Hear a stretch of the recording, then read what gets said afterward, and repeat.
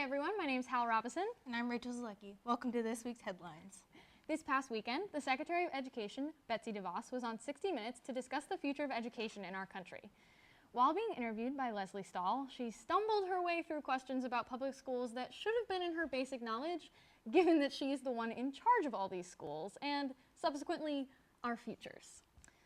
Devos believes that putting the bad public schools in competition with charter schools, it forces public schools to improve, similar to a competitive market system. However, in her home state of Michigan, this isn't even working.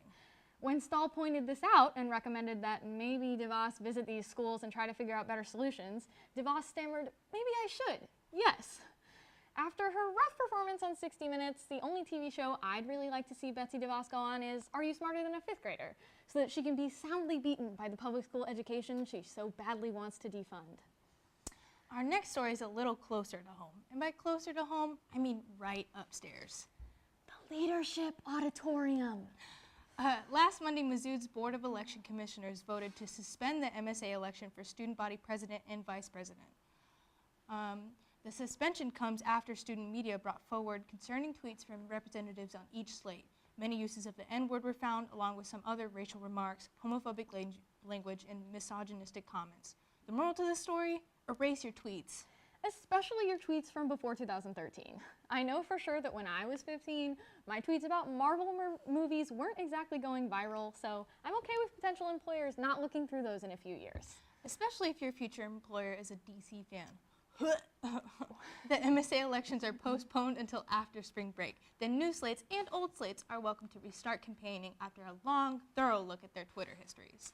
And as always, let's bring it back to the White House.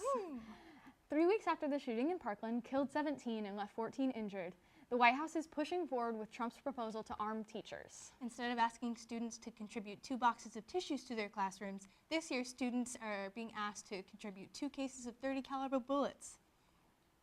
Trump has also expressed his desire to raise the legal age for purchasing certain types of guns, but only after sending it to a federal commission.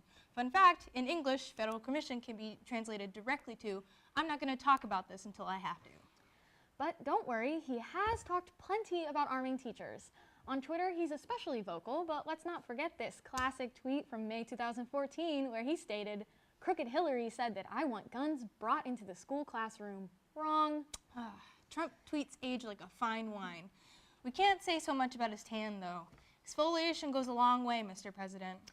And that's it for headlines. I'm Robison. And I'm Rachel Zalucki. Thanks for tuning in. Back to our hosts.